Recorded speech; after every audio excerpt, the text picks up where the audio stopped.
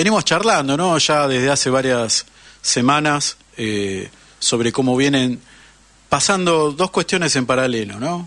Por un lado están pasando cuestiones reales, concretas, que impactan en la economía, en la vida social, en el cotidiano de todos y todas, y por otro lado están pasando cosas que solo le interesan a unos pocos y a unas pocas, que son quienes manejan los hilos del poder, ¿no? Que también tienen precisamente en sus manos los grandes medios de comunicación, y vienen construyendo toda esta agenda de desvaríos, de cholulismo, de escándalos, ¿no? Y de toda una lógica de impacto a nivel de denuncias en clave moralista, con las cuales obviamente se está dispersando, ¿no? La atención, y se corre el eje de las cosas que son relevantes a cosas que realmente son triviales y bastante inútiles. De hecho, podemos decir con total confianza que hoy no hay mayor diferencia en general entre ver un programa de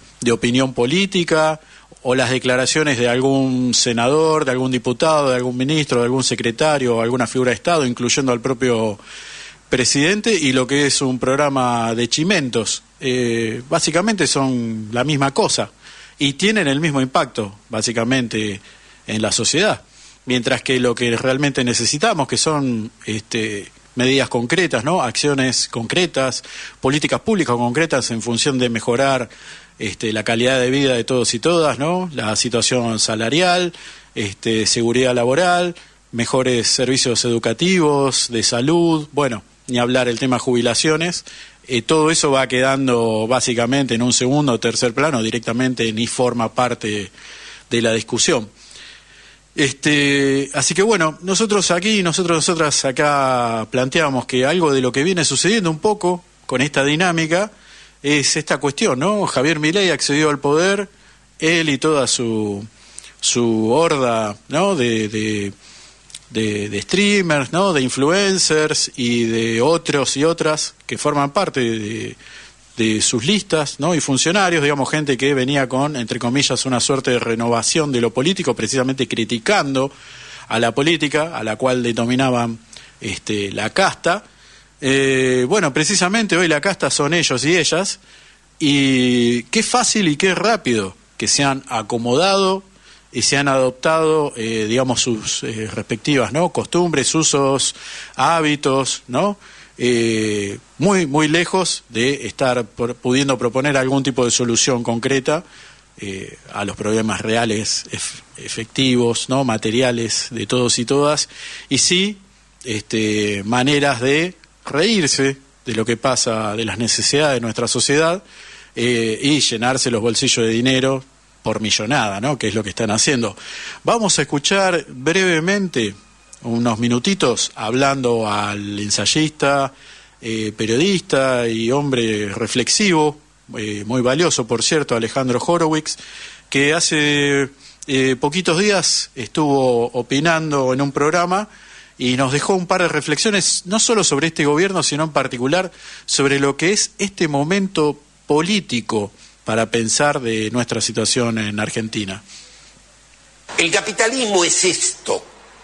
La idea del capitalismo bueno contra el capitalismo malo, del capitalismo magnífico y amable. ¿Dónde existe el capitalismo magnífico y amable? Miremos, en Italia gobierna una semifascista, en Holanda tenemos la posibilidad de que los semifascistas pasado mañana lleguen al poder, en España los semifascistas. Estamos viendo que la derecha más derecha y arcaica no gobierna en dos lugares. ¿Y por qué creen ustedes que sucede semejante cosa? Todos se volvieron idiotas de repente. ¿Qué pasó? Les hicieron una lobotomía uno por uno. Pasó el capitalismo, eso pasó. Pasó el vaciamiento del discurso político. Pasó que en la maravilla a la que íbamos a ir, las promesas incumplidas de la democracia, decían nuestros amables contertulios, nos han llevado a esto. Y esto es lo que esto es. Por tanto, la pregunta de si hay otro camino que no sea este, es la pregunta relevante que estos pibes se esconden debajo de la alfombra.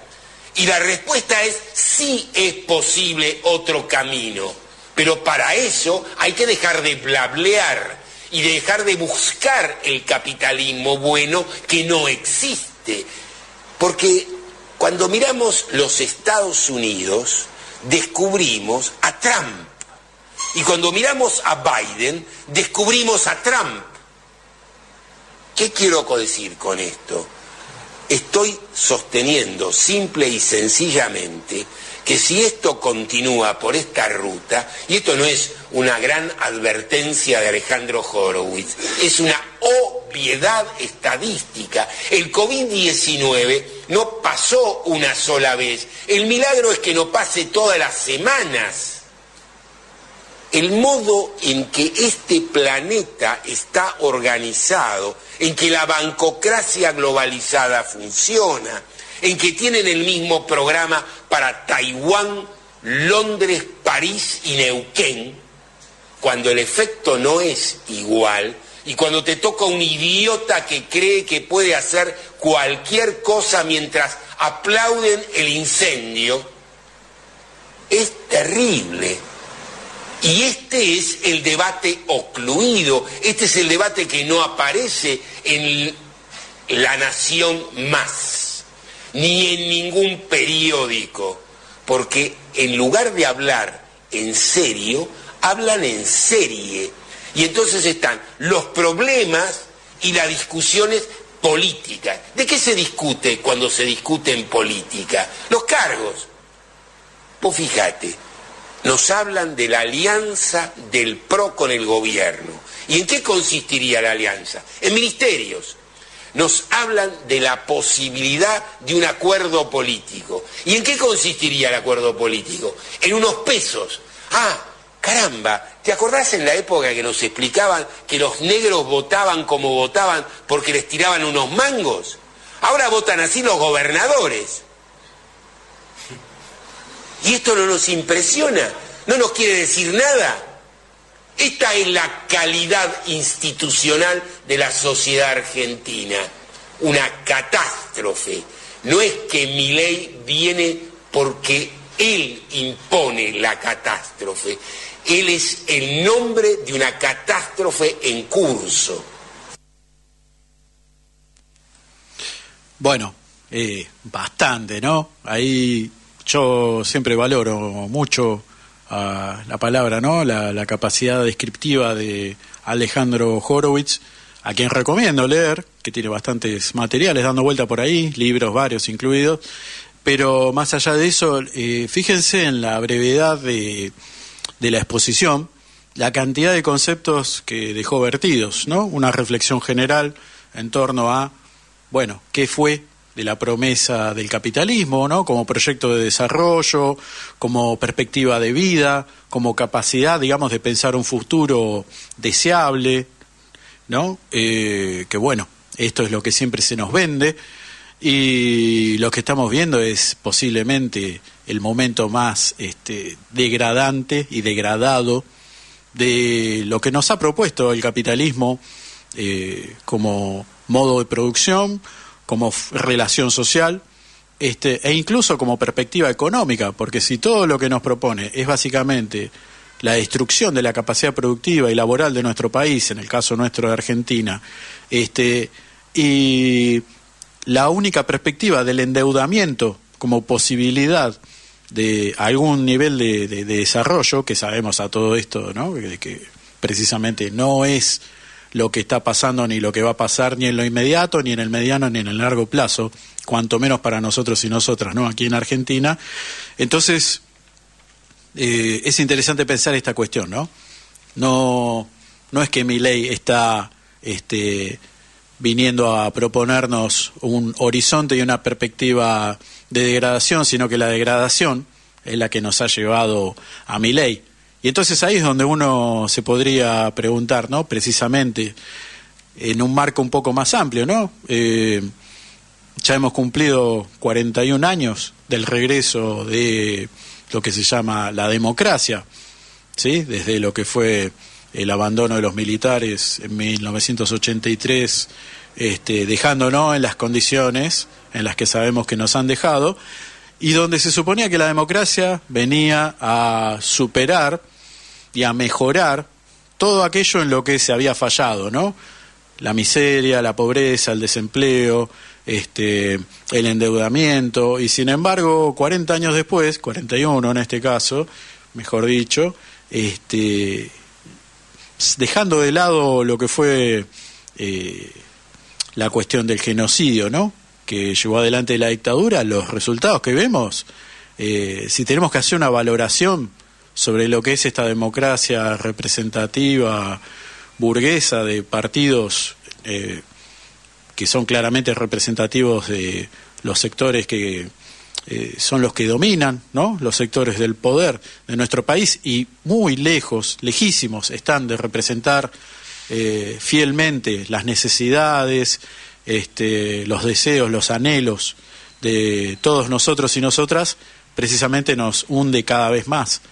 Es posiblemente quizás el peor momento de cada uno de todos estos sectores, ¿no? Me refiero, sea tanto para el peronismo como para la vertiente del PRO, como para los otros, los radicales y todos estos partidos después oportunistas con pretensiones clase medieras, pero que no son más que pequeñas pymes para la explotación a partir del rol político que tienen algunos sujetos que ocupan lugares en el Estado.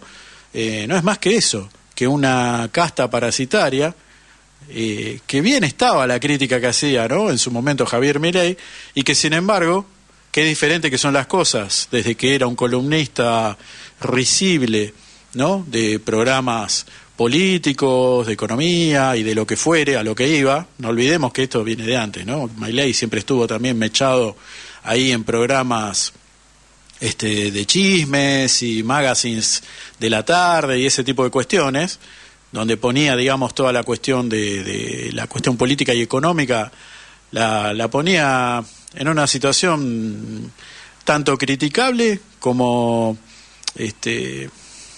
como dijimos antes, ¿no?, risible, básicamente, una pantomima de algo certero. La realidad es que ahora estamos viviendo esa pantomima, de hecho, y así estamos, ¿no? Los niveles de pobreza y endeudamiento son increíbles, y sin embargo, cuando uno ve los medios, cuando uno escucha radios, ve la tele, ve los canales de cable, incluso los diarios, que yo ya no sé a esta altura quiénes son los que por ahí pueden comprar y leer diarios, supongo que el grueso ya mira online, ¿no?, este tipo de cuestiones, porque ya es un lujo comprarse un diario en papel. ¿Y qué vemos? Titulares gigantescos que todavía siguen hablando sobre el tema de el escándalo de Alberto Fernández, que bien sabemos que es, por supuesto, absolutamente condenable. Sin embargo, tiene un uso político. En este caso, aparentemente, bueno, hay todo un entramado que tiene que ver con el Grupo Clarín y con otros espacios que también se benefician de esto, y ocupa lugares, y aparecen videos, y se escuchan declaraciones, y un montón de cuestiones que básicamente ocupan ese lugar, ¿no?, de dispersión, de correr el eje hacia cualquier otro lado.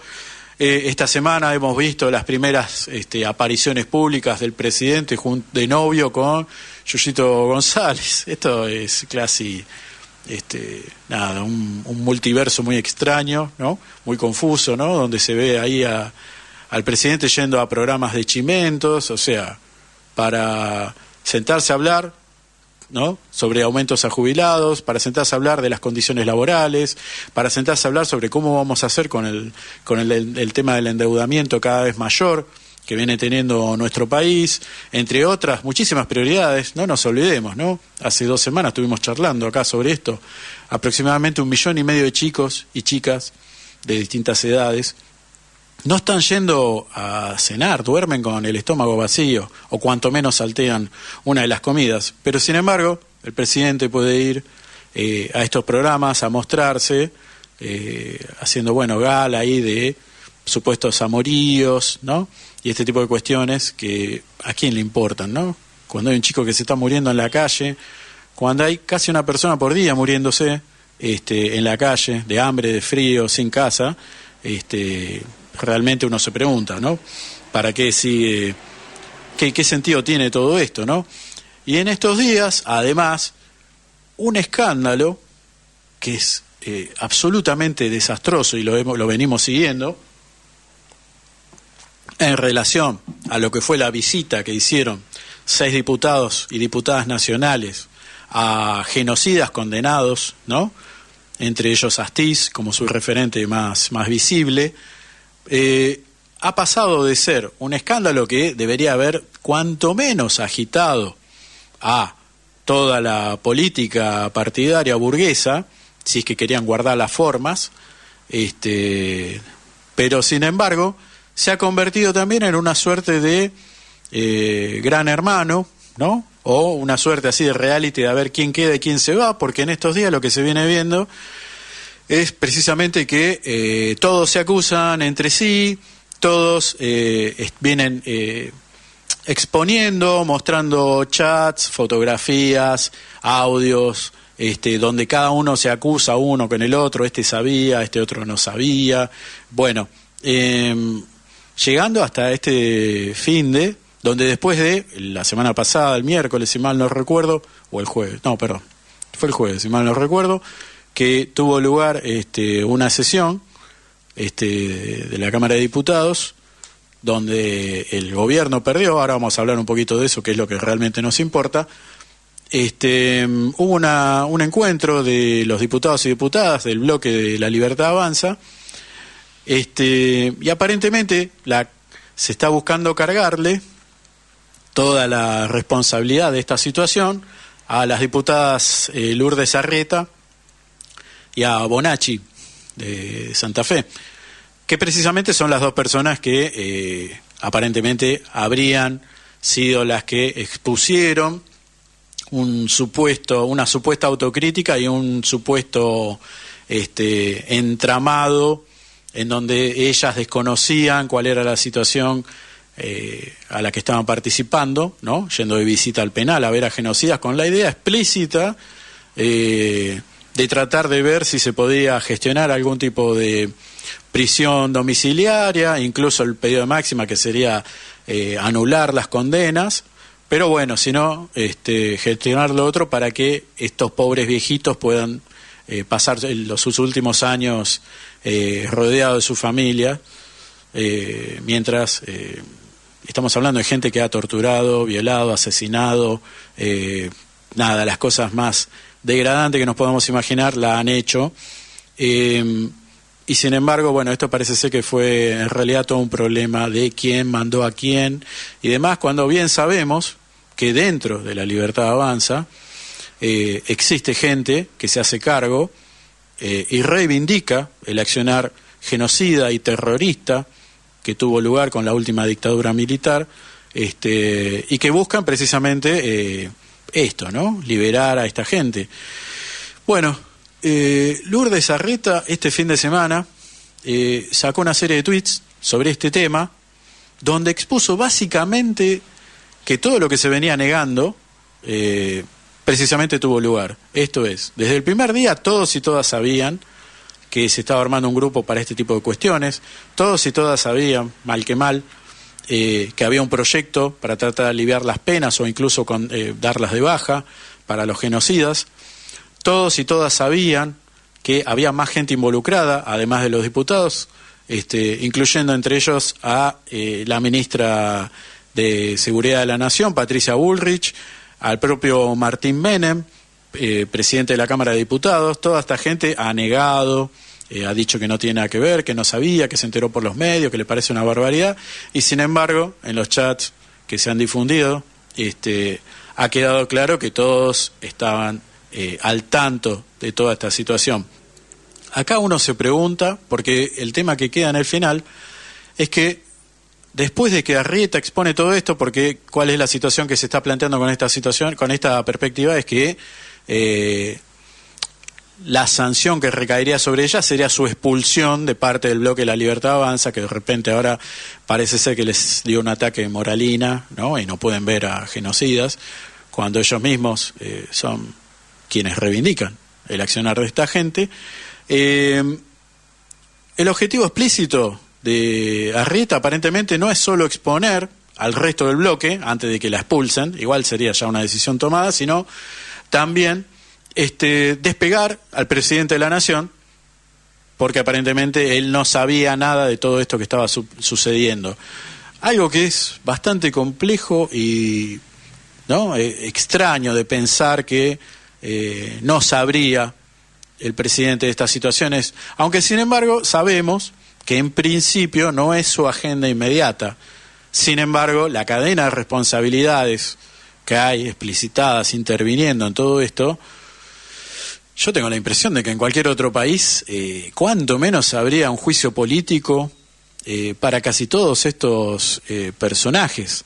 Pero, vuelvo a decir, esto no se tradujo hasta ahora ni en grandes marchas, movilizaciones, pedidos de juicio político, algún tipo de sanción de parte de ningún sector, ni siquiera movilización popular, pero tampoco de demasiada alaraca por parte de los partidos opositores, que uno esperaría, cuanto menos, algún agite, ¿no?, de mostrar una cara de indignación. Y sin embargo, hace 2 semanas, y esto lo hemos mencionado aquí, tuvo lugar, durante la reunión de la Cámara de Diputados, se suponía que iba a haber una sesión de la Cámara de Diputados, se suponía que iba a haber un pedido de expulsión o cuanto menos alguna forma de desafuero o algo por el estilo para estos diputados, y sin embargo el bloque peronista y también otros bloques terminaron pateando la reunión y estuvieron negociando otras cosas que están dando vueltas por ahí, como por ejemplo el control de la bicameral de inteligencia. Ahí empiezan a pasar, ¿no?, de tener en cuenta cuáles son las cosas que se están jugando en serio en todo esto. La bicameral de inteligencia se terminó de constituir la semana pasada. A lo que voy es, en la otra semana, cuando pasó esta situación, este tema que debería haber explotado, ardido y que quede algún tipo de sanción, quedó en nada, quedó en bueno, lo veremos más adelante. Entonces, ¿qué pasa ahora? La semana pasada, en la reunión de diputados tuvo lugar la reunión para constituir la bicameral de inteligencia, algo que se tendría que haber constituido hace mucho, pero se vino pateando. Ya hemos charlado acá sobre que quien está a cargo de todo esto es esta suerte de mano derecha informal del presidente Javier Milei, que es Santiago Caputo, que lo que ha hecho es reactivar la CIDE para hacer el trabajo sucio de persecución, infiltración, tomas de materiales para ir a apretar a otros diputados, a sujetos de la política, ¿no?, otros diputados, senadores, empresarios y andás a saber cuántas cosas más, para básicamente construir una forma de hacer política que claramente es la más clara de ser la casta, ¿no?, ser una mafia que aprieta, que condiciona y que establece, ¿no?, cómo va a ser el funcionamiento, y muy lejos está de intentar ser representativa de los intereses de los trabajadores y trabajadoras, ¿no?, de la ciudadanía en general. Pues bien, han puesto a Martín Lustó como presidente a cargo, ¿no?, de la Comisión Bicameral de Inteligencia, y se supone que esto fue una estocada para este muchacho Santiago Caputo, y en el medio, otra cosa que tuvo lugar fue que en el momento que se constituyó esta bicameral y que se anunció que el objetivo que tiene va a ser cuanto menos empezar a auditar y controlar qué están haciendo con esos 100.000 millones de pesos que se le asignaron a la CIDE. Recordemos que somos Argentina, un país pobrísimo, pero que no tenemos en principio ninguna hipótesis de conflicto del tipo terrorista, tanto a nivel interno como externo. En general tenemos buena relación con el resto del mundo y adentro no tenemos absolutamente nada. El único problema que tenemos es el hambre, la miseria, la pobreza. Sin embargo, Patricia Bullrich, inmediatamente, la ministra de Seguridad, salió a posicionarse diciendo que ahora, después que se haya votado eso, nos tenemos que hacer cargo de que es altamente probable de que podamos sufrir las consecuencias. Esto quiere decir que de alguna manera la ministra nos está sugiriendo que vamos a vivir algún atentado de algún tipo, formar parte de alguna banda terrorista o lo que sea. ¿Y cómo es que saben eso? ¿Y por qué? Vuelvo a decir, no somos un país que tuviese conflictos ni con los países limítrofes ni con otros países, aunque cierto es que ha hecho bastante Javier Milei por posicionarnos en un lugar de lamebotas, tanto de los Estados Unidos y sus aventuras militares y políticas, como también del Estado de Israel, en el mismo sentido. Entonces, nos hemos convertido en una suerte de sucursal de esos espacios, en momentos donde, bueno, ni hace falta hablar, bueno, también, ¿no? Estamos del lado de Ucrania ahora, otro temita, pero digamos, estamos del lado, nos han posicionado, cuando históricamente Argentina ha tenido un lugar neutral y a favor de una negociación pacífica, nos han puesto en el lugar de estar del lado de un Estado que está llevando adelante un genocidio a los ojos de todo el mundo, por más que se lo quiera negar. Y un último detalle, ¿no? También tuvo lugar el jueves otra derrota parlamentaria. Igual uno se pregunta cuáles son las derrotas parlamentarias, porque igual el gobierno sigue funcionando como si nada, pero tuvo lugar en el Senado una votación donde se confirmó el aumento para los jubilados, ¿no? Algo a lo que se venía resistiendo Javier Milei. Estamos hablando de miserias, es un 8%, ¿no? De algo que ya de por sí es bastante miserable, la actual jubilación. Se aprobó por 61-8, o sea, es una barbaridad. 61 senadores estuvieron a favor, lo cual le da una altísima legitimidad al modo en que se aprobó el aumento. Y sin embargo, apenas salió esto, y previo también, sabiéndose que se iba a estar resolviendo este tema el jueves pasado, el presidente Javier Milei salió a avisar, usando este concepto que le gusta mencionar a él, ¿no? Los degenerados fiscales, hablando de los senadores y de todo, bueno, los sectores diputados también y demás que habían aprobado esto, y anunciando que lo va a vetar. Algo que influye en menos del 1% del PBI de la Argentina, y donde precisamente el sector que más ha sido afectado por todos los descuentos, recortes, la inflación y demás, es el sector de los jubilados. Y sin embargo, parece ser que esto sería algo que impactaría definitivamente en el proyecto económico de Javier Milei. Bueno, a partir de hoy empieza a correr el tiempo para ver si efectivamente, van a estar practicando el veto, ¿no?, sobre esta resolución. Y sin embargo, algo que también es muy extraño, o no, que tuvo lugar, y vamos cerrando con esto ahora, es que parte de todos esos votos formaron parte de gente del PRO, por orden explícita de Mauricio Macri, de que se posicionen en ese lugar, ¿no? Si no, probablemente los números quizá hubiesen sido otros, o capaz que no se hubiese aprobado esta ley de aumento. Y sin embargo, lo han hecho, y pareciese como que de repente Mauricio Macri se empieza a querer constituir como una suerte de referente de la oposición.